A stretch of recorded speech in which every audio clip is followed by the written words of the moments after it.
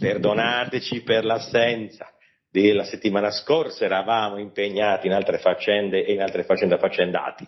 Purtroppo a volte questo capita, non essendo un canale tra virgolette legato a una relazione particolare, non avendo diciamo chissà quale personale, dobbiamo arrangiarci con quello che abbiamo. Quindi ci scuseranno quelli che ci seguono e ovviamente non siamo proprio a livelli di quei bei canaloni professionali che ogni volta sporgano notizie ogni giorno e ci portano ogni giorno dibattiti, ospiti, li facciamo anche noi, però purtroppo non possiamo essere così assidui come fanno gli altri. Scusateci, questo è Radio Ascolto Live, facciamo quello che possiamo, però una cosa è certa, non vi chiedevo un soldo, uno, due, le notizie che vi diamo, le informazioni che valutiamo e che poi insomma vi proponiamo sono sempre vagliate con il più grande senso critico e quindi E poi sei sempre bravo e quindi va riconosciuto l'impegno, dai, su, buongiorno. Grazie, buongiorno, io volevo fare la prefazione, ma il direttore Simone Spiga, che è sempre ospite con noi, puntualmente mi sega sempre sul bello delle prefazioni. Dico, parlo troppo, vabbè, non parlo più, basta, sciopero del silenzio. 10 minuti, No, ma che... 30 minuti, senza dire niente. Sto scherzando, ovviamente. Comunque, caro mio, allora, non so perché, ma siccome io sono uno un po' puntiglioso e rompiballe, vorrei iniziare dalle notizie locali. Certo, Giusto ovviamente. per un flash, giusto proprio per un flash. Allora, la Regione Sardegna in queste ore ha aperto un nuovo fronte legato al tema delle energie rinnovabili. Adesso dirai che cavolo sta succedendo.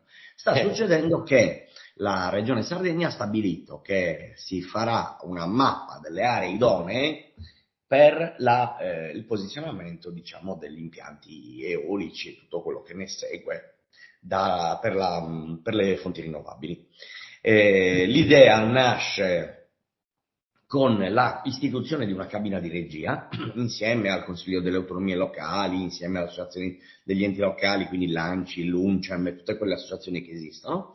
E entro dicembre l'idea è di avere un disegno di legge che verrà presentato entro metà settembre, che poi verrà votato entro dicembre, con le aree idonee per il posizionamento degli impianti per le energie rinnovabili. È un modo soft di dire più di tanto non possiamo fare, dobbiamo trovare un modo per farvelo digerire. Sostanzialmente questo è. E se da una parte il governo nazionale ha impugnato la moratoria della giunta Todde, dall'altra parte tutti sappiamo che ci sono delle responsabilità politiche un po' da parte di tutti su quello che sta avvenendo.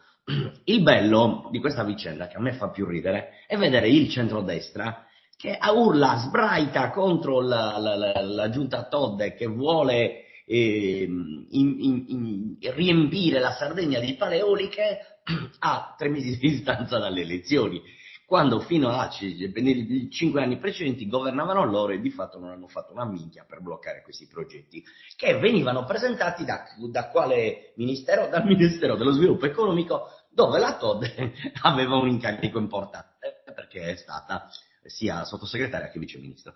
Quindi a me fa molto ridere tutto questo, fa veramente un po' ridere. È chiaro che le colpe non sono tutte di uno o tutte dell'altro, le colpe sono di tutti perché ognuno ha avuto il proprio ruolo e ognuno di fatto non ha fatto una beata minchia per cercare di impedire che la Sardegna diventasse la hub, dopo la hub su altri settori, adesso la hub nel settore energetico, al punto che possiamo produrre energia per tutta Italia. E questo è il rischio.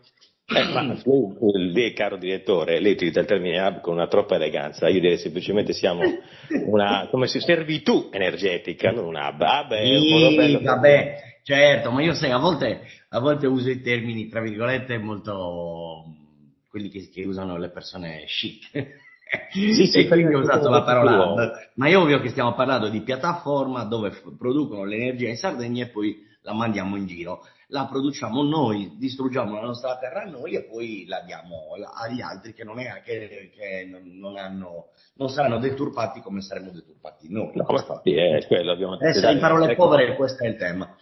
Sì, nel nome delle cose bisogna dargliele correttamente, servitù energetica. Questa Sì. servitù energetica, giustamente ha detto il direttore, è responsabilità di tutta la politica, non solo di una parte. Quindi Certo. gli schieramenti ideologici contano zero in questo caso, sono tutti responsabili. Quindi adesso Mhm.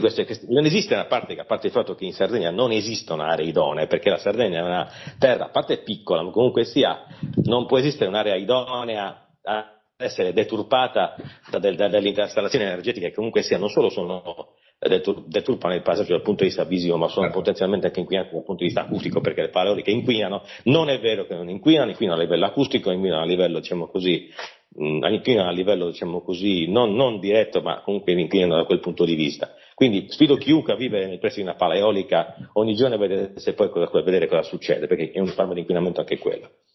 Poi, E non questo ultimo il fatto, è... sì, Allora, fammi dire però, su questo prego. aspetto, fammi dire un'altra cosa. Allora, io sono convinto che noi dobbiamo puntare sulle energie rinnovabili. Questo forse l'ho detto già Sicuramente, in un'altra puntata. Il problema è che non sicuramente. ha senso che facciamo arrivare le multinazionali che decidono sulle nostre teste, che non ci lasciano nulla e che deturpano il territorio. L'energia rinnovabile può essere prodotta anche con mini e microstrutture, mini e micro Certo, impianti, con le comunità energetiche, quindi l'autonomia energetica fatta dai piccoli comuni, attraverso i pannelli solari sopra le scuole, sopra gli edifici certo, comunali, insomma, si trovano altri metodi che certamente, non sono, diciamo, non violentano il territorio. E questo è uno dei esattamente. temi. Assolutamente E sì, e questo è che era uno, anche, che sì. mi faccio aggiungere, direttore, che questo era anche nel programma iniziale dei famosi cari 5 Stelle, che avevano puntato, e se lo ricordano tutti quelli che hanno votato e che hanno seguito lo sviluppo del movimento e tutte le varie comparsate con conferenze varie di Beppe Grillo e soci, era nel programma dei 5 Stelle, la democrazia energetica, la diffusione di strutture energetiche nel territorio. Questo inizialmente era un ottimo programma. Poi cosa hanno fatto questi? Si sono semplicemente piegati in una certa posizione, non dico quale grado, e hanno sposato la solita speculazione energetica mascherata da svolta green. Quindi inizialmente era anche il loro programma che hanno tradito e sfasciato nell'arco di una legislatura. Quindi si parla semplicemente di elementi di base che erano anche diciamo così, nel loro portafoglio ideologico, nel loro portafoglio culturale, programmatico, e che hanno disconosciuto senza grossi problemi. Quindi, bella E invece è pace e diventato solo giro. nel loro portafoglio, senza il resto. Questo io non lo so, comunque sia, No, è una hanno battuta, dai, sì, su. Non no, per essere... carità, io questo non lo posso dire, posso dire semplicemente che sono stati dei voltagabbana ideologici e politici al pari degli altri movimenti politici, senza meno, ecco, niente di più, niente di Sì, meno, quindi sì, sì. dovrebbero tornare a quelle idee se vogliono recuperare un po' di credibilità, ma mi sa che l'hanno ormai persa del tutto, se la sono giocata tranquillamente, quindi possiamo dire addio al caro vecchio Movimento 5 Stelle così come era nato, che era la speranza, diciamo, di rinnovamento per tutti quanti. Infatti tanti saluti e buonasera. Quindi vorrei dire avanti il prossimo, ma preferirei di no. Quindi a questo punto non ci resta che ogni volta sperare nell'impegno civile delegato anche alle firme che vi invitiamo comunque sia a continuare a porre sulla proposta di legge popolare Pratobello, quindi continuate ad andare a firmare, firmate e fate No, più di firmare. una firma non si può mettere, giusto per... Sì, nel senso andate in tanti e firmate ognuno per la sua, ovviamente, ognuno firma una, No, cioè, era una sì, sì, battuta. sì. Io oggi sono in vena poetica perché poi tu hai Certo, detto a un certo punto si spera sempre in e io a quel punto mi è venuto in mente in una bella bomba atomica che insomma ci dà un po' di sollievo, perché poi il problema di fondo è questo. Ci vorrebbe una bella bomba atomica, così risolviamo tutti i problemi in uno e siamo a posto. Perché sì, la bomba atomica se la becca anche quelli che non c'entrano niente, io preferirei no, in quel ma va caso rasa al suolo il evitare. mondo, non c'è altra soluzione. Va rasa Sì, al suolo il mondo. l'Apocalisse non è una soluzione, perché comunque sia estingueresti buoni e cattivi, se ammesso che esistano davvero buoni e cattivi in egual misura, e non sarebbe una soluzione, anche perché comunque sia ci No, ritroveremo poi dopo stile Kenny Guerriero, per chi era tifoso della serie. grande, mitico Kenny Guerriero. Te lo ricordi Che- che meraviglia? No, vabbè. E chi se lo detto, è un mito dell'animazione giapponese, chiunque di noi ha un po' di anni lo ricorda, è celebrato come un mito dell'animazione giapponese, quindi Sì, assolutamente sì. ma Non l'amavo molto, certo. però ho rivalutato col tempo. Vabbè, magari è una battuta, ma comunque Comunque, sia. Un sì, olocausto ma fammi nucleare non fare, risolverebbe il certo, problema. certo, certo, certo. Assolutamente. Anzi, Comunque, dovremmo continuare a protestare. Il problema è che poi magari se continua di questo passo, qualcuno eh, all'esasperato potrebbe tentare di emulare qualcuno che ha agito un po' più a nord della Sardegna con altri metodi, non proprio civili, ecco, per cui bisogna anche stare attenti a questo, perché la gente poi, se molta gente viene esasperata, l'esasperazione fa fare cose esasperate, questa è la cosa brutta. Per cui certo, attenzione anche a questo. quello, certo, normale, normale. A Quindi, proposito, tu stai parlando di una terra, qui stai parlando di una sì, zona lontana da noi, diciamo, più ma o allo meno, stesso tempo molto vicina, perché tu stai parlando della assolutamente, Corsica. E a proposito perfettamente. della Corsica, invece, se mi dai l'opportunità, ti voglio Prego. raccontare sì, perché ti voglio raccontare due cose che sono successe in questo mese e mezzo in Corsica, che sono comunque molto interessanti perché, allora, partendo dal fatto che Report Sardegna 24 da quando è nata segue con molta attenzione la causa corsa, al punto che diamo spazio ai movimenti indipendentisti, alle iniziative che si svolgono in Corsica, di gruppi di varia natura, e abbiamo raccontato anche la storia del Fronte Nazionale di Liberazione Corso, ma non più tardi di 10 giorni fa, perché esattamente il 21 di agosto del 1975 avvenne un fatto in Corsica che voglio raccontare molto velocemente per capire lo spirito di un popolo un po' diverso da noi. Allora, praticamente in questo famoso giorno, il 21 agosto del 75, ad Aleria, che è un paese del nord della Corsica, un gruppo di 30 uomini, il leader di questo movimento si chiama Edmondo Simeoni, il movimento era l'ARC, Azione per la rinascita della Corsica, occuparono una fattoria di un francese proveniente dall'Algeria coinvolto in uno scandalo finanziario.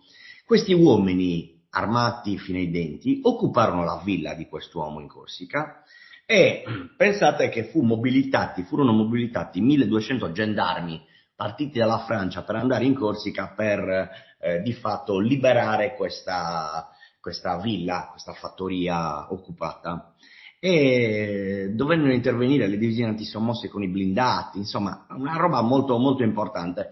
E proprio il 21 di agosto su Report Sardegna 24 ho voluto raccontare questa storia, ma non per il fatto di per sé così curioso, ma perché da quei fatti, esattamente l'anno successivo, nacque il Fronte di Liberazione Nazionale Corso. Nel convento di Casabianca nacque il movimento del Fronte di Liberazione Nazionale Corso, che di fatto con alti e bassi e con tantissimi attentati, con tantissime azioni anche violente, continua a essere operativo, al punto che il 5 di agosto, quindi parliamo di inizio di questo mese, un comando del Fronte Nazionale di Liberazione Nazionale Corsa ha interrotto la riunione della Giornata Internazionale dei Giovani Indipendentisti, che si svolge annualmente in Corsica, che vede presenze diciamo, da tutto il mondo, con movimenti giovanili indipendentisti della Sardegna, della Sicilia, di un sacco di posti. Questo gruppo del Fronte di Liberazione Nazionale Corso ha interrotto la riunione, sono arrivati lì coperti, con i visi coperti e con le armi in pugno, e hanno proclamato, hanno letto un documento, diciamo, di rievocazione indipendentista. Tra altre cose ho pubblicato l'articolo, ho pubblicato anche il video dove si vedono proprio le immagini di questa vicenda. Quindi insomma la Corsica è un mondo che è molto interessante, mettiamola così, rispetto a noi è un mondo molto interessante. E per chiudere, torno indietro di 2 mesi, Sì, sì, ma, sì. ma proprio il Fronte di Liberazione Nazionale Corso, e anche qui c'è l'articolo col video pubblicato e si vedono le foto, con i mitra in mano, hanno fatto una conferenza stampa in sostegno alla causa palestinese, esattamente il 4 giugno del 2024. Il Fronte di Liberazione Corso si è ritrovato in una zona segreta, hanno convocato alcuni giornalisti e hanno pubblicato un video dove fanno una conferenza stampa con mitra in mano dove sostengono la causa palestinese. Giusto per spiegarti il mondo diverso rispetto alla Sardegna dell'indipendentismo Potremmo dire tutto un altro violento, pianeta, tutto un militare altro in pianeta. corso. Insomma. Tutto un altro pianeta da questo punto di vista, hanno altre motivazioni, un altro tipo di approccio a questo genere di questioni. Il punto è questo: noi non possiamo condividere la liceità di queste azioni per il semplice fatto che, per quanto ci riguarda, si dovrebbe agire civilmente e pacificamente in ogni caso, cercando comunque forme di protesta che non violino le leggi. Il problema si pone sempre da un punto di vista, diciamo così, etico, perché se le leggi intervengono e diventano comunque sia immorali e lesive delle persone, della dignità delle persone, della loro libertà e della loro proprietà, quale dilemma si pone? Quale problema si pone? Applicare la legge o preservare le diritti e le libertà delle persone? Perché il discorso potrebbe essere È un legato a bel tema. Certo. Faccio filosofia, faccio 10 secondi di filosofia. Dai. Sì, sì. Il problema è sempre lo stesso, dobbiamo porci questo problema perché spesso e volentieri la storia ci insegna che le leggi sono state applicate a scapito delle libertà delle persone, a scapito dei diritti, dell'integrità fisica, dell'integrità economica delle persone. La storia ci dà un sacco di esempi da questo punto di vista. Quindi qual è il problema? Come bisogna agire? Quali sono, diciamo così, i limiti che bisogna porsi da un punto di vista etico, da un punto di vista politico? Questa è una domanda, quindi non stiamo dicendo né sì né no, né buoni né cattivi, né hanno ragione né hanno torto. Stiamo ponendo il problema. Raccontando, certo. Ed è giusto raccontare. Benissimo. Assolutamente sì, per cui, anche perché in questo momento raccontare sta diventando un problema, cioè anche raccontare le cose per quelle che sono sta diventando un problema, ci stanno, insomma, piano piano vogliono cercare di censurarsi sempre di più, qua resistiamo, tanto, e dai, diciamo così, se ci demonetizzano, che ce ne frega, a noi soldi non ne abbiamo, se ci censurano, allora abbiamo altri canali, se ci chiudono un video, ne facciamo un altro, quindi da questo punto di vista, diciamo, ci possono colpire ben poco, a parte chiuderci i canali, ma quello è un altro discorso. Comunque sia. A proposito di canali, allora, vogliamo continuare con la politica locale, con i fatti locali che sono già abbastanza, diciamo così, tragici, o vogliamo buttarci all'estero perché a proposito di informazioni c'è una vicenda abbastanza significativa da raccontare, credo, no? Anzi, due vicende. Ma ce ne sono parecchie questioni da raccontare. Io direi di passare un po' visto che parlavi di censura e cose, parliamo di censura e parliamo di quello che è avvenuto a Durov, ricordiamo Pavel Durov, il creatore, il patrono di Telegram, che chiamiamolo così, franco-russo, anche se è sbagliato, perché poi lui è russo, ha varie cittadinanze in giro per il mondo. E l'altra settimana, mentre stava tornando in Francia, appena è atterrato è stato di fatto arrestato. L'accusa a me ha fatto morire da ridere, ti dico sinceramente, a me ha fatto morire da ridere, ma non per altro, perché allora il discorso qual è? Ipotizziamo, io sono il capo condominio di un palazzo, ok? In un palazzo può succedere che ci siano gente buona e gente cattiva, magari uno spaccia, l'altra si prostituisce. Bene, allora la logica è questa, che lui è stato arrestato e lo paragono al capo condomino, che ovviamente non è che possa sapere se una si prostituisce in una casa nel palazzo in cui che segue da un punto di vista burocratico. Insomma, si arresta il capo condomino perché in quel palazzo c'è una che si prostituisce e un altro che spaccia, e lo accusano di essere di favorire la prostituzione e di essere un trafficante di droga. Questa è la stessa cosa che è successa a Durov. L'accusa è che attraverso Telegram c'è gente che fa anche cose brutte. E abbiamo capito, le faranno anche attraverso Facebook, le faranno attraverso tanti altri strumenti. E per questo bisogna arrestare Durov? A me ha fatto morire da ridere, sinceramente. Ho fatto un paragone un po' così, però è quello che è successo. E ovviamente c'è un problema di fondo. Il problema di fondo è che Telegram non è uno strumento in mano ai potentati occidentali, non è uno strumento in mano alle multinazionali occidentali, lui è uno molto libero, è uno che si fa abbondantemente i cazzi suoi anche nei rapporti geopolitici, e questo, diciamo, non piace, perché questo è, non piace ai paesi occidentali, e quindi è diventato un obiettivo. L'arresto è il segnale che si sta dando al mondo che l'Occidente, può fare ancora quello che vuole. E questo... Assolutamente sì. E questa è la questione che vista ancora comunque sia un piccolo bastione della libera circolazione delle idee, che è appunto Telegram, e dà fastidio evidente degli apparati di potere, anche significativo che se la stiamo prendendo comunque sia con questa persona, per cui però pare che sia stato scarcerato in attesa, diciamo così, del processo, però anche lì è tutta una questione, diciamo, anche di risorse e opportunità, perché ovviamente se è Certo. duro uno scemo, ovviamente si è messo in una condizione tale che comunque Telegram non può essere chiuso o violato anche se lui dovesse essere arrestato o incarcerato, per cui se non è scemo si sarà organizzato in tal modo perché avrà capito comunque che aria tira, quindi io credo che anche il suo arresto e la sua carcerazione eventuale non cambierebbe niente. Telegram No, no, continuerebbe a no, quello funzionare. sicuramente, però c'è ovviamente delle pressioni forti per avere dei dati sensibili Senza che dubbio. l'Occidente Che non, vuole. che non Questo, avranno. questo è il dato di fatto, non è Che che... non avranno, per cui possono arrestare quanto vogliono, possono fare quello che vogliono. Ho detto. Non penso che gli cambierà molto dal punto di vista degli equilibri, diciamo così, e delle posizioni nella lotta militare e non in questo senso. Quindi. Certo, Comunque, certo. a proposito Allora, sì, no, no, prego. vai tu che poi io ho un sacco di argomenti da Sì, flash sì, da sì, per dare. carità, abbiamo una settimana in arretrato, dobbiamo comunque sia coprire in qualche modo. Comunque, passiamo alla questione yacht. L'affondamento del Bayern, questo yacht enorme, lussuosissimo e costosissimo, che la notte dell'affondamento al largo della Sicilia era pieno di gente molto ricca, molto importante e anche molto intralazzata, specialmente diciamo, intralazzata con i soliti poteri sbagliati, ecco, quelli più Mm. oscuri, ecco, mettiamola così. Un affondamento atipico, questo affare che in teoria doveva essere molto solido, molto assicurato, molto insomma tecnologico, è affondato in 60 secondi. 60 secondi, quindi è venuto giù come un bicchiere, insomma, come un bicchiere d'acqua a colmo in un lavandino pieno d'acqua, immaginatevi un pochettino. Eh. Ora, per ulteriori informazioni, rimandiamo, questa volta facciamo una segnalazione, mi sembra giusto, al bell'ottimo video dell'amico Paolo Rigotti che ha pubblicato sul Sì. suo canale con spunti di riflessione un ottimo dialogo con un esperto di nautica che ci spiega in maniera molto adeguata e con ricchezza di particolari quali potrebbero essere insomma, gli elementi diciamo così, tecnici che fanno sospettare che ci sia una mano esterna dietro questo affondamento, quindi rimaniamo al canale spunti di riflessione per l'ottima intervista fatta da Paolo, per cui questo è perché, come vedete, noi qui collaboriamo, ci piace, non si dica che siamo invidiosi o ostili, Ma assolutamente che... sì, mi piace collaborare tantissimo, quindi segnaleremo volentieri l'intervista di Paolo Rigotti, è andata sul canale spunti di riflessione.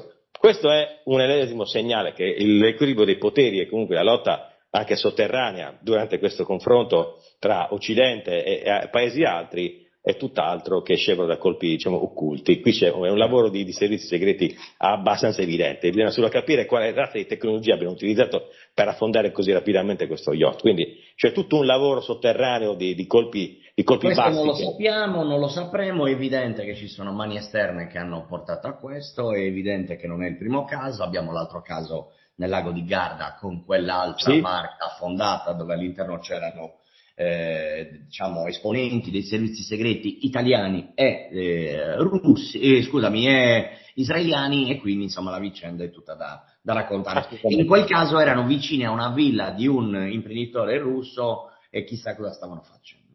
Assolutamente. Quindi è la guerra di spie, ragazzi, signori e signori. Non pensiate che sia soltanto complottismo, è guerra di spie. C'è sempre stata, ci sarà sempre, ci saranno sempre manovre occulte, colpi occulti, Certo. lotte occulte da questo punto di vista. È una guerra di spie. Si utilizzano tecnologie che noi non conosciamo, si utilizzano metodi occulti, nascosti. È una guerra di spie. Cioè, è una Certo. guerra, a parte la guerra parallela fatta di accordi sotterranei, di omicidi mirati, di voltafaccia, tradimenti, alleanze. Ragazzi, è la guerra di spie. Cioè, pigliatevi un film, guardatelo, è guerra di E spie. vedete quello Funziona che è. così. Certo, bravo, Esatto, è proprio funziona così. così. È sempre È stato proprio così, così. dai tempi della guerra fredda, anche prima. Guerra di spie. Cioè, non vi sorprendete, è inutile dire che è Ascolta, complottismo, caro questo è guerra di mio, spie. allora, mi Prego. devi dire una cosa, mi devi dire cosa... Eccoci. Allora, siccome ne ho di tutti i paesi del mondo, ne ho una Sì, decina di cose, di flash importanti da dire, sì. dimmi tu da dove vogliamo partire, così io Allora, vado in ordine. andiamo, Europa, America Latina o Medio Oriente? Dove vogliamo cominciare? Allora, facciamo così. Allora, se mi dici così, iniziamo dall'Europa. Allora, Europa. ti do un dato che è Sì. importante, un report della Scope Ratings, che praticamente sono quelli che analizzano la situazione economica europea. Allora, l'elenco è questo. in Europa i default delle aziende continuano a crescere. Il dato del 2024 dice che entro la fine dell'anno tra il 34 e il 37% delle aziende saranno in default. Tra i paesi del vecchio continente, l'Australia ha registrato un aumento degli insolvenze aziendali del 90%. Questi sono alcuni dei dati pubblicati da questa analisi, che ho pubblicato ovviamente su Report Sardegna, che ci fanno capire la crisi economica nella quale si trova l'Europa. E parallelamente a questo, però, c'è un dato pubblicato, che ho pubblicato ieri, proprio ieri, che riguarda invece l'economia russa, perché è interessante. E l'ho titolato in questo modo: le ridicole sanzioni non fermano la crescita dell'economia russa. Ti do solo un paio di dati. La produzione industriale è aumentata del 3,3% nel luglio di quest'anno rispetto al 2,7% dell'anno precedente. Il PIL nella prima metà dell'anno si è attestato a un più 4,6% rispetto all'anno scorso. E poi, insomma, dati su dati. E questa è un'altra di quelle cose che ovviamente sui grandi mass media non passa, perché ovviamente non passa l'argomento, ma che dobbiamo dirci e dobbiamo raccontarci, perché questa è la situazione. Cioè noi siamo di fronte a un'economia europea che arma il cocainomane Zelensky, che sta perdendo sotto il profilo militare, ma soprattutto dal punto di vista economico, e dall'altra parte quelli che noi consideriamo gli occupanti e tutto, che crescono dal punto di vista economico, e non solo, perché la Russia in tutto questo ha aperto un sacco di fronti interessanti. Giusto per dire, no? Il capo di Stato Maggiore dell'Aeronautica Militare del Mali, non più tardi dell'altro giorno, ha ringraziato la Russia per la cooperazione. Dice questo, vi leggo le parole. Grazie alla cooperazione con la Russia siamo riusciti a acquistare armi potenti. La Russia ha anche inviato istruttori nel nostro paese per aiutarci nelle operazioni. Per noi la Russia è un partner fedele e affidabile, un paese amico. A cosa ci stiamo riferendo? Ci stiamo riferendo alla presenza dei gruppi terroristi jihadisti in Mali, che erano presenti fino a qualche settimana fa e che di fatto sono stati cacciati grazie al supporto della Russia col governo legittimo del Mali. E questo è un altro esempio di quelle cose che ovviamente nella stampa di regime non troverete mai, che invece ci sono. E a proposito di questo aspetto, scusami se sono così un po' prolisso, ma è importante raccontare Sì, sì. queste cose, è stata creata l'Alleanza degli Stati del Sahel, e parliamo del Mali, Niger e Burkina Faso, che sono gli ultimi 3 stati che si sono liberati dal colonialismo francese, che hanno inviato una denuncia al Consiglio di sicurezza delle Nazioni Unite contro l'Ucraina, perché ci sono documenti ufficiali che lo testimoniano, che i servizi segreti ucraini abbiano contribuito al tentativo di destabilizzare questi stati che sono alleati della Russia, con un attacco che è avvenuto a inizio di agosto in Burkina Faso contro i militari del Burkina Faso, dove c'erano anche militari ucraini. E adesso questi 3 stati chiedono al Consiglio di sicurezza delle Nazioni Unite presentano una denuncia contro l'Ucraina. E quindi, insomma, questo è un fronte che ovviamente è molto, molto, molto importante, e continueremo a parlarne nei prossimi mesi, perché la situazione è chiara. Ovviamente, poi vogliamo passare Sempre più all'Europa, delicata. per l'Africa. Mi sposto Sì, leggermente.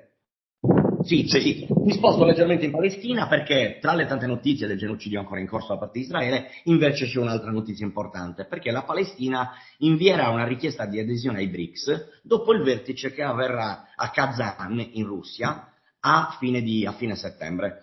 C'è una dichiarazione ufficiale da parte dell'ambasciatore palestinese in Russia, che dice che la Palestina presenterà richiesta ufficiale di adesione alla BRICS, che anche quella, ragazzi, è una grande trasformazione, è una roba molto seria, perché ovviamente se la Palestina entra nei BRICS, avrà una copertura geopolitica molto maggiore rispetto alla situazione attuale da parte dei paesi come Brasile, come Russia, Cina, India e quant'altro. E quindi questo è un altro fronte molto, molto, molto interessante del quale bisognerà parlare. Invece, scusami, io continuo, posso? Prego, prego. Sì, sì, Siamo sempre assolutamente. sempre in territorio di Gaza perché le Nazioni Unite proprio l'altro giorno hanno denunciato che un veicolo umanitario è stato colpito da un missile di Israele. Anche qua a dirlo è il portavoce del segretario generale delle Nazioni Unite, Stefan Durajic, o Duraik, non lo so come si dica, che ha spiegato che un veicolo delle Nazioni Unite è stato colpito dal regime sanguinario di Netanyahu, insomma. E questo è l'altro aspetto, insomma. Mai omettere di contare questa cosa, perché comunque sia, queste certe cose diventano di background e non devono diventare di background neanche per il sogno, ecco. Questo deve Certo. diventare, essere costantemente sotto l'attenzione delle persone, perché Certo. è Il la problema è che queste violenza. cose non passano sulla stampa, o se passano, passano in maniera distorta. Invece, sempre stando lì, nel senso che siamo in Africa, ma è sempre lì, la Russia ha strappato alla Francia la nazione maggiore acquirente di grano, che è l'Algeria. Praticamente è stato chiuso un accordo commerciale nel 2024 tra Algeria e Russia e da ora in avanti l'Algeria, che era uno dei principali acquirenti di grano dalla Francia, adesso l'acquisterà dalla Russia. E questo è un altro segnale di quei tanti segnali che che dobbiamo evidenziare e capire quello che sta cambiando nel mondo e che ancora non vediamo, perché noi siamo ancora convinti che l'Occidente, cioè quei 5 stati, cioè Europa, Stati Uniti, Canada, Australia, Giappone e Nuova Zelanda, siano il mondo, e purtroppo per loro il mondo invece sta andando e guardando da altre parti. Assolutamente sì, bruschi risvegli per quanto riguarda l'Occidente, tra Bravo, poco, sì, anche per noi proprio europei, così. bruschi risvegli, questo è senza dubbio, è quello che se si tradurrà in un benessere economico maggiore in questi mesi a venire, assolutamente sì. Per cui ne vedremo, penso, delle belle dal punto di vista proprio anche della compagine europea, anche perché non appena la recessione morderà come sta mordendo, molti stati europei inizieranno a fare, diciamo Sì, così, un ragionamento un serio passo sul fatto di indietro, certo. mollare la compagine europea e ne vedremo delle belle, la E in tutto timidezza. questo c'è l'offensiva da parte del regime di Sniff Sniff nella regione di Kursk, dove è evidente, perché ci sono foto e video, che ci sia la presenza di americani, al punto che ormai non è più neanche nascosta, mi viene anche pubblicata sui social da parte di questa compagnia militare privata che si chiama Forward Observation Group, che ha pubblicato su Instagram le foto di soldati americani nella regione di Kursk. Cioè stiamo parlando di americani in territorio russo, cioè che ormai abbiamo superato ogni limite alla decenza, Sì, perché questa è veramente la situazione. Poi si vedono video di simboli nazisti nei caschetti delle truppe ucraine sempre in territorio di Kursk, e anche lì ho pubblicato la notizia. Parallelamente a questo la Russia accusa gli Stati Uniti d'America che sta utilizzando la Moldavia e la Romania per spostare biomateriali, intendiamo materiali chimici, dall'Ucraina sì, verso sì. altri stati. E quindi anche questo è un altro tema molto interessante da affrontare. Ho pubblicato un articolo non più tardi dell'altro ieri proprio su questo aspetto, con la denuncia da parte della Russia. E quindi, insomma, anche questi sono tutti argomenti molto, tragicamente molto interessanti. Poi c'è quel Assolutamente. guerrafondaio di Borrell, che proprio ha detto, il rappresentante dell'Unione Europea ha detto chiaramente che le armi in Ucraina non ci devono essere restrizioni sull'utilizzo delle armi in territorio russo, quindi insomma, guerrafondaio a tutti gli effetti dice le armi che vengono inviate dall'Europa all'Ucraina possono essere utilizzate liberamente in Russia, che anche Se lo questo è dice un lui. aspetto di una follia Curioso perché senza... sì, è curioso perché sono tutti personaggi che sembra che non percepiscano il fatto di essere, diciamo così, cioè siete fatti di carne anche voi, non è che siete intoccabili, quindi la sicurezza della vostra dipende anche dalla sicurezza generale, quindi non è che voi siete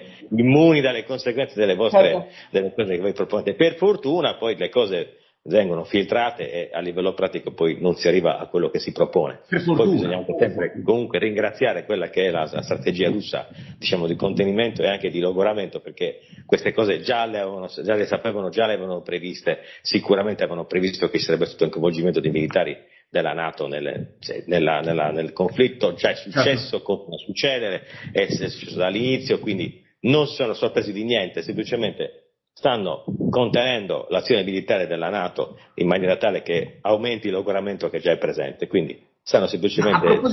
a proposito di questo, fammi dire anche un'altra cosa, perché quella stampa Sì, occidentale a me fa piacere da ridere. Ti ricordi il sì, giornalista della Reuters ucciso in un bombardamento russo l'altro giorno?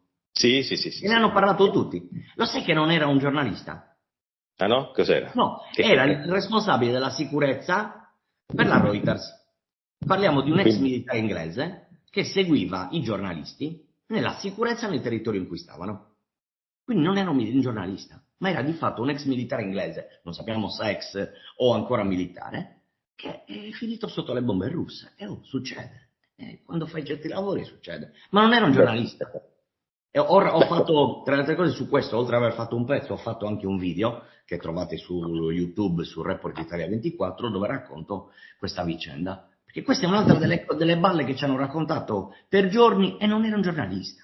Una delle tante, diciamo che siamo sempre Sì, lì, non è sì, sì. una delle tante.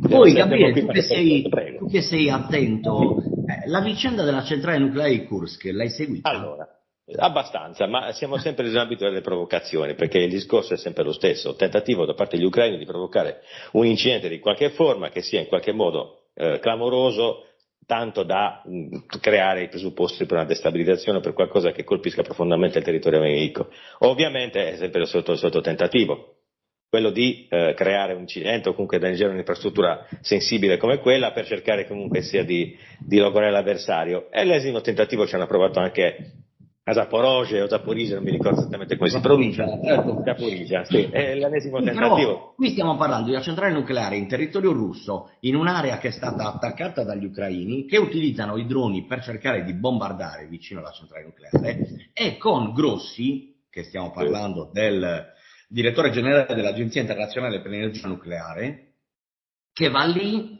a verificare e dice c'è un rischio gravissimo di un incidente nucleare e ovviamente la stampa occidentale non riesce a dire che chi può provocare l'incidente nucleare sono gli ucraini. Questa è un'altra delle follie che abbiamo vissuto in questi ultimi giorni. Cioè la notizia viene data, ma viene data così, senza spiegare chi potrebbe causare un incidente nucleare in quella zona e che di fatto sarebbe un disastro per tutta l'Europa. E anche Senza questo è dubbio. molto curioso, è proprio un'interpretazione della L'informazione. stampa Sì. molto carina e molto curiosa. L'ennesima prova che ci troviamo di fronte a un'informazione in tempo di guerra, ovvero filtrata da una propaganda, perché di questo si tratta. In tempo di guerra l'informazione viene filtrata. Perché deve essere filtrata? Perché molta di queste informazioni rientra nell'ambito della propaganda, quindi non è più un dibattito sull'informazione, ma è semplicemente una militarizzazione dell'informazione. Quindi di questo si tratta. L'informazione che viene strutturata e organizzata in un regime di confronto militare. Tutto qui. Solo che a differenza del passato dove comunque sia questi apparati potevano essere molto più potenti e potevano garantire comunque sia una monoliticità, scusate mi stavo Sì? impappinando, molto più efficaci, in questo caso nell'era di internet è tutto in discussione perché ovviamente c'è internet e la rete non la puoi controllare. Quindi diciamo così, questo conglomerato di informazione pilotata ovviamente non può essere realizzato per le ragioni di cui sopra.